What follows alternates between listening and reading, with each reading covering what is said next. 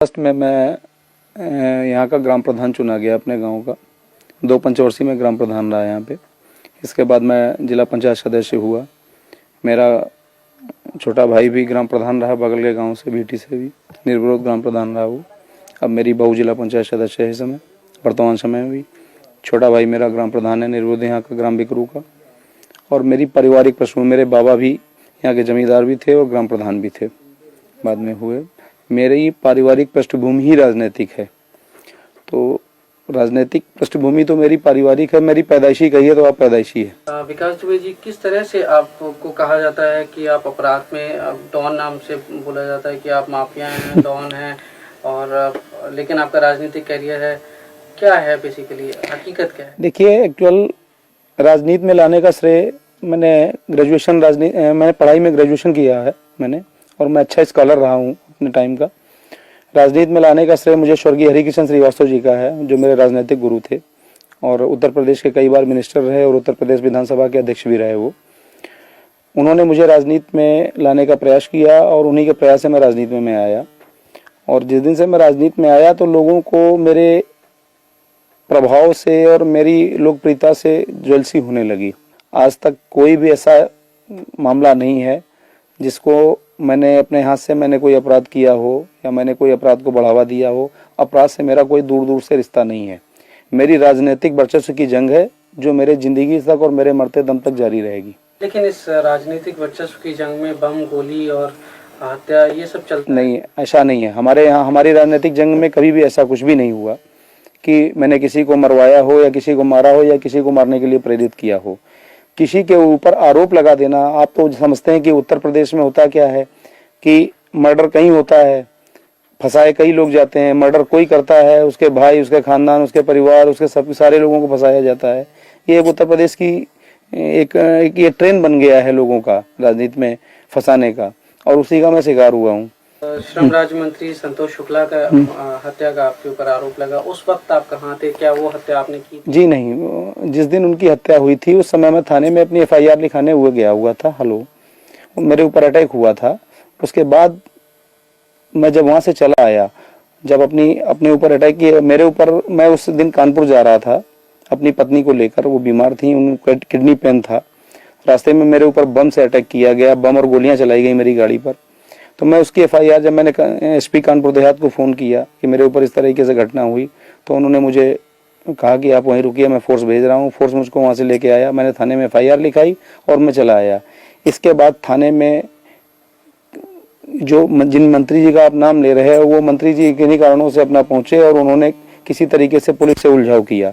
वहाँ लोगों से उनकी कहासुनी हुई। इसके बाद क्या हुआ क्या नहीं हुआ उससे मेरी जानकारी नहीं है। उनकी हत्या की जानकारी या उनके मरने की जानकारी मुझे लखनऊ में हुई।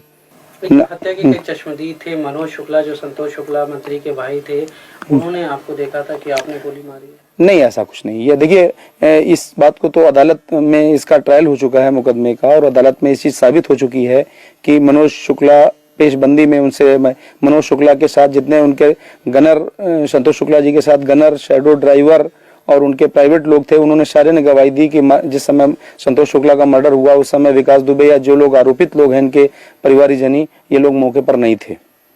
इनका नाम पुलिस के कहने पर FIR में लिखाया गया। जैसा पुलिस ने कहा मैंने वैसा FIR में लिखाया। अब वो मुकदमा ट्रायल होने के बाद भी उसमें दोष मुक्त हो चुके हैं सारे लोग, और उस मुकदमे की कार्रवाई सारी जो कुछ थी वो समाप्त हो चुकी है। मैंने अदालत में सरेंडर किया, न्याय में मेरा विश्वास था, मैंने अदालत में सरेंडर किया और उस मुकदमे को फेस किया। सारे ट्रायल को, जितने दिन ट्रायल रहा मैं अंदर रहा। मैंने ट्रायल पे मेरा जब ट्रायल हो गया, मैं समाप्त हुआ, मेरा मुकदमा खत्म हुआ, उस समय मैं जेल के बाहर आया। विकास दुबे जी, आप इस बात से सहमत हैं कि संतोष शुक्ला मंत्री जो थे, जी, उनसे आपकी डायरेक्ट चुनावी रंजिश थी? नहीं, ऐसा मेरी उनकी कभी कोई रंजिश, यहाँ तक कि मेरा कभी कोई गाली गलौज तक नहीं हुआ उनसे। हाँ, राजनीतिक वर्चस्व की जरूर लड़ाई थी। टॉन है, क्या आप मानते हैं? नहीं, ऐसा कुछ भी नहीं है। मेरी ओपिनियन, आप क्षेत्र में जाइए, हमारे कम से कम विधानसभा, अगर पूरे जिले में नहीं जा पाते हैं तो कम से कम मेरी विधानसभा में जाके और प्रति गांव एक आदमी से सर्वे करिए। खाली विकास दुबे के बारे में व्यक्तिगत है, विकास दुबे का एक काम देखिए। विकास दुबे इस क्षेत्र के सबसे बड़े लैंडलॉर्ड हैं। हमारे पास सारे हैं। मैं स्वयं की खेती कराता हूँ, स्वयं का मेरा व्यापार है, स्वयं का मेरा शेड कारपोरेशन का काम है। मेरा आर्थिक भी है, आज तक मैंने कोई आर्थिक ऐसा नहीं कि मैंने कोई आर्थिक अपराध कराया हो, किसी अपराध में संलिप्त रहा हूँ। आरोप लगा देने से ही कोई अपराधी उड़ान नहीं हो जाता है। विकास दुबे के वर्चस्व को कम करने के लिए ये सारे मुकदमे फर्जी लगाए गए, जो कि अदालत में सारे खत्म हो चुके हैं। 2-4 मुकदमे भी ट्रायल पर हैं, जिनका मैं फेस कर रहा हूं, और ट्रायल होने के बाद जो भी अदालत निर्णय करेगी उसको मान्य करूंगा। मैं एक चीज जानना चाहता हूँ, छात्र जीवन से लेके अब तक आपके ऊपर कितने मुकदमे लगे गए, कितने में आप बरी हुए, कितने अभी आपके ऊपर चल? मेरे हिसाब से 45 मुकदमे आज तक मेरे ऊपर खिलाफ कायम किए गए। किस तरह के? गैंगस्टर के हैं, गुंडा एक्ट के हैं, पुलिस के। अभी आपने बताया सहारनपुर में साहब दिखाया कि साहब वो गैंगस्टर में वहां से वांछित थे, तो चूरन, नशे का चूरन खा रहे थे आप। जो आदमी अपने पूरी लाइफ में जिसने चाय न पी हो, 22 साल से चाय न पीता हो, उस आदमी को नशे का चूरन खाते हुए बता रहे हैं। आप सोच समझ सकते हैं कैसे मुकदमे पुलिस लगाती है, ये पुलिस स्वयं जानती है। तो आपकी जो छात्र राजनीति थी उसमें आपने कभी पार्टिसिपेट किया? क्या आप छात्र राजनीति से जुड़े रहे? नहीं, जब तक मैंने छात्र जीवन रहा तब तक मैं राजनीति में नहीं रहा। छात्र जीवन के बाद मैं राजनीति में आया। छात्र जीवन मेरा बिल्कुल एकदम संयमित था। मैं छात्र जीवन, मैंने जैसे एक छात्र का जीवन होता है वैसे मेरा संयमित जीवन था। अरे ये बताएं, आपके बारे में ये भी कहा जाता है कि छात्र राजनीति में आप चुनाव लड़वाने का काम करते थे। यस, हाँ। क्या है वो? नहीं, मैं चुनाव लड़वाता था, ये बात सही है। चुनाव में अपने कैंडिडेट लगाता था, अपने कैंडिडेट को सपोर्ट करता था, चुनाव जिताता था। ये आप मान लीजिए कि हो सकता है ये गॉड गिफ्टेड भी रहा हो मेरे साथ, क्योंकि मुझे राजनीति से छात्र जीवन में ही कुछ मेरे अंदर जम्स आ गए थे कि नहीं है, किसी को प्रेसिडेंट बनाना है अपने यार मित्र को, या ये आदमी अच्छा है, इस काबिल है कि इसको प्रेसिडेंट बनाया जाए, इसको महामंत्री बनाया जाए। लेकिन ये भी कहा जाता है कि आप इसी राजनीति से इतने प्रेरित हुए कि आपने संतोष शुक्ला को बीच थाने में इतने सारे लोगों की भीड़ में मारा, जो आप पे आरोप लगे, और आप हाईलाइट होना चाहते थे, इसीलिए आपने ये सब कारनामे किए। ये कहाँ तक सच है? देखिए, ये सब मनगढ़ंत बातें हैं और बेबुनियाद बातें हैं। संतोष शुक्ला की ना तो मैंने हत्या की और ना कभी मैंने उनका हत्या का ख्याल लाया मेरे जीवन में, और मैं भी उनसे, जिन लोगों ने हत्या की है उनसे मैं सहमत नहीं हूँ। किन्हीं लोगों ने भी की हो उनकी हत्या, क्योंकि राजनीति में वर्चस्व में इतनी है। लेकिन संतोष शुक्ला की छवि चूंकि हमारे यहाँ अच्छी नहीं थी। संतोष शुक्ला के, विकास दुबे के कोई दुश्मन नहीं थे। संतोष शुक्ला ने जिन 50 लोगों को, हजारों लोगों को यहाँ जबरिया जेल में बंद कराया फर्जी मुकदमे लगवा के, हो सकता है उन्हीं में से कोई उनका इंटेंशन रहा हो। और इवन यहाँ तक मालूम है कि संतोष शुक्ला के परिवार में, खुद संतोष शुक्ला ने 4 मर्डर करा रखे हैं अपने परिवार में। ये शायद आपको जानकारी नहीं होगी, मैं आपको व्यक्तिगत जानकारी बता रहा हूँ। संतोष शुक्ला ने अपने 2 भाइयों और अपने चाचा का मर्डर भी करा रखा है अपने गाँव में, और इनके गाँव के लोग भी इनके विरोधी हैं। वो हमारी विधानसभा के रहने वाले नहीं थे, लेकिन इनके गाँव के, और आज भी उसमें से एक आदमी फरार है। इनकी हत्या के उद्देश्य से फरार हुआ था रमाकांत शुक्ला, जो इनके परिवार का ही है, ग्राम प्रधान था इनके गाँव का, और वो इनकी हत्या के उद्देश्य से कसम खा के ही फरार हुआ था। हो सकता है उसने भी मौके का फायदा उठाया हो। एक चीज और भी है कि जब उनकी हत्या होगी, आप इतने चर्चित हुए, पूरे देश में आपका नाम हुआ, तो उसके बाद आप वसूली का कारोबार करने लगे, आप लोगों को जो है। आज तक कोई ऐसा प्रमाण नहीं है, सरकारी तौर पर या लिखित तौर पर भी ऐसा कोई प्रमाण नहीं है, और विकास दुबे को ऐसी जरूरत भी नहीं है। विकास दुबे को ऊपर वाले ने जो दे रखा है उसमें विकास दुबे संतुष्ट है। तो ऐसा क्यों है? लोग आप देखिए, आपको शायद ना लगे, आपके इलाके के लोग की पूजा करते नहीं, मुझे ऐसा नहीं लगता। आपके नाम से नहीं, मुझे ऐसा नहीं लगता कि मुझे लोग हैं। मैं तो जिस समय गांव में या क्षेत्र में अपने निकलता हूँ, छोटे छोटे बच्चे भी पंडित जी कह के आगे मेरी गोद में आ जाते हैं। मैं कैसे जानूं कि लोग मुझे खौफ खाते हैं? और दूसरी बात मैं आपको बताऊं, खौफ से सिलेक्टेड हुआ जा सकता है, इलेक्टेड नहीं हुआ जा सकता है। इलेक्टेड आदमी वही हो सकता है, और आज तक मैं कभी सेलेक्ट होके कोई मैं नेता नहीं बना, ना मैंने पाया। आज तक जितने भी इलेक्शन लड़े, मैंने पब्लिक इलेक्शन लड़े, और आज के इस दौर में पब्लिक को टेरर में लेना या पब्लिक को टेरर लेके वोट लेना, ये संभव नहीं है।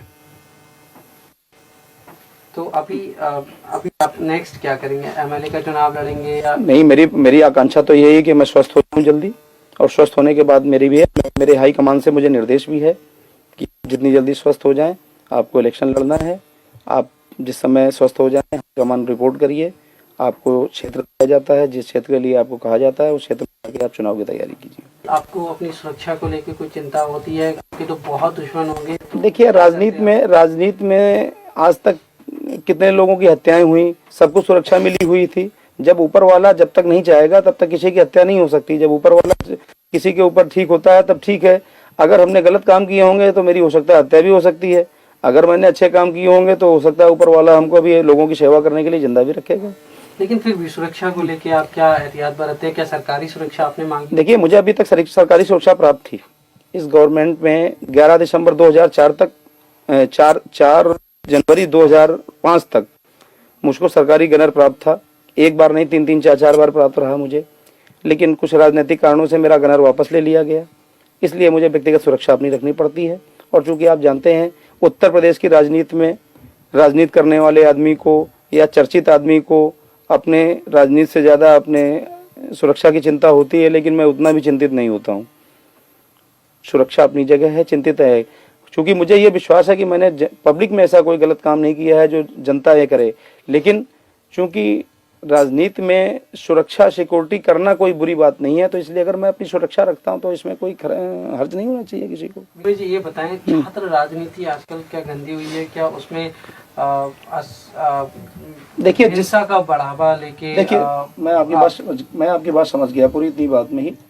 देखिए, जिनको राजनीति में मठाधीश कहा जाता है, उन लोगों का सीधा दखल छात्र राजनीति में है, जो अपने उल्लू सीधे करते हैं छात्रों के जरिए से। और ये दखल, मठाधीशों का दखल छात्र राजनीति में कतई नहीं होना चाहिए, इसका मैं विरोधी हूँ। छात्र राजनीति एक प्राथमिक सीढ़ी है और वो बिल्कुल पाक साफ होनी चाहिए।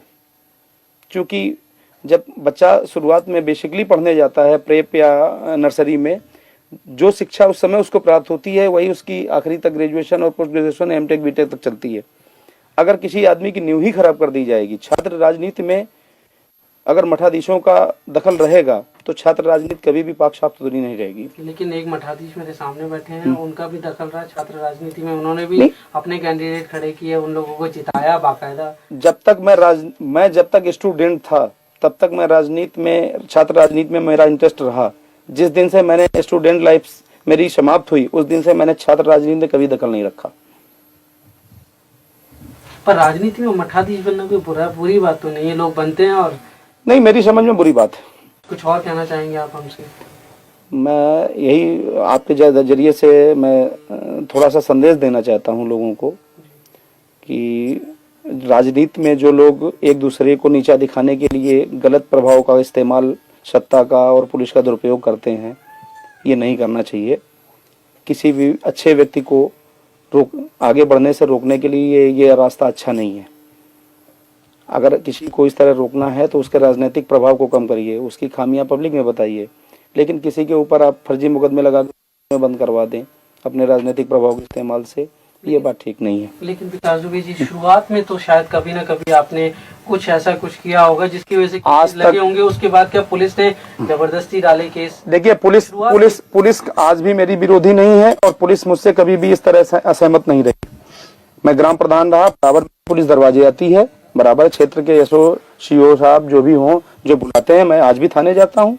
मैं कोई पुलिस से मुंह नहीं छिपाता हूँ। लेकिन जो मेरा सवाल है वो ये है कि शुरुआत में तो जरूर आपसे कुछ गलतियां हुई होंगी, जिसका बाद में जो है लंबे अरसे में पुलिस ने उसको ध्यान में रखते हुए और केसेस थोपे होंगे, चाहे वो राजनीतिक। देखिए, पुलिस ने जो कुछ भी किया मेरे साथ, वो राजनीतिक दबाव में किया। पुलिस ने व्यक्तिगत रूप में मैंने ऐसा कोई काम किया और ना पुलिस ने। देखिए, पुलिस को सिर्फ निर्देशित करके उनको दबाव देकर उनसे गलत कराया गया। पुलिस ने जानबूझकर मेरे साथ कोई गलत काम नहीं किया। उत्तर प्रदेश और बिहार में राजनीति में, पुलिस में राजनीति का इतना ज्यादा दखल है कि आगे चल के राजनीतिज्ञों को लेके पब्लिक जूता लेके दौड़ेगी, राजनीति करने वालों को पसंद नहीं करेगी। किसी दिन हिंदुस्तान में 2 स्टेट ऐसे हैं आपके, इनमें राजनीतिज्ञों को देखना पब्लिक पसंद नहीं करेगी। राजनीति करना तो दूर रही, राजनीतिक को देखना पब्लिक पसंद नहीं।